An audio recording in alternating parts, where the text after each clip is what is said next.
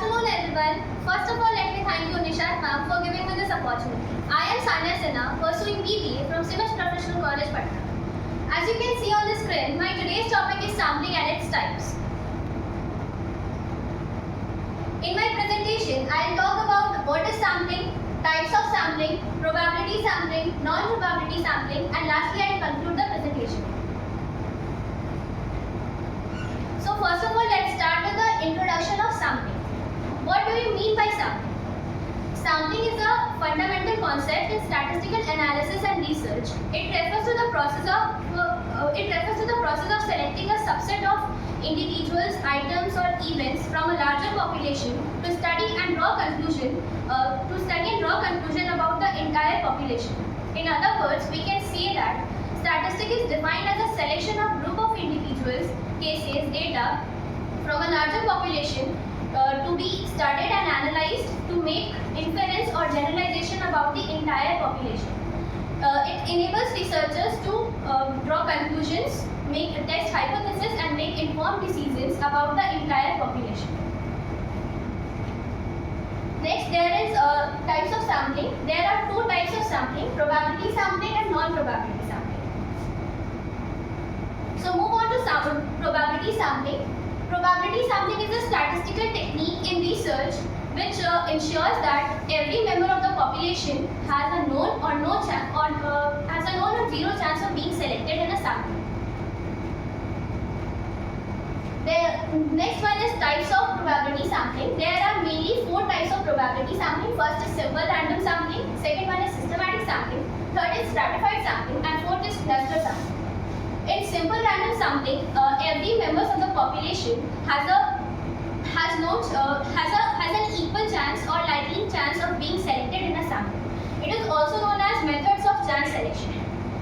Next one is systematic sampling. In systematic sampling, every member of the population is listed with a number, but instead of generating a number, individuals are chosen at regular intervals. Let's take an example. Suppose all the employees of the company are listed in an alphabetical order. And we randomly select a starting point, let's say number 6. From number 6 onwards, every 10th person on the list is selected. Next one is stratified sampling. In this method, researchers divide the population into smaller groups or stratas based on few characteristics. Next one is cluster sampling.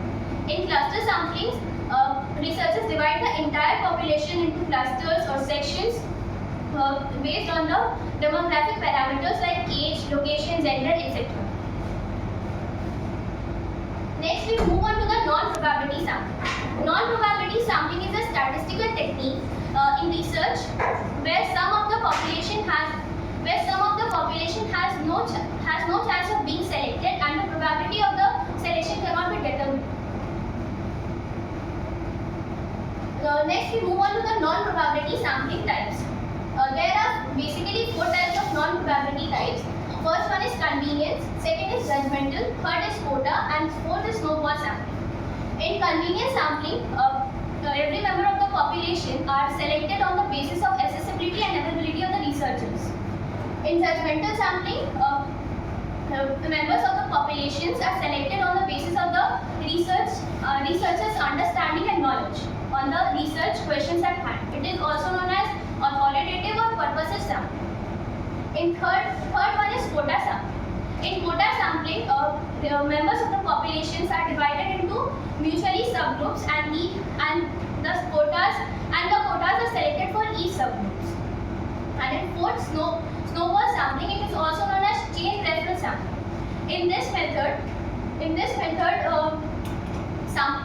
members of the population is selected by the present sampling units. In this method, members of the population are asked to invite the other sampling units. And lastly, I will conclude the presentation. So, sampling is a powerful tool for research and analysis, enabling efficient data collection and informed decision making. It involves various sampling methods such as probability sampling methods and non-probability sampling methods, as it offers researchers the flexibility to adapt to their specific research needs.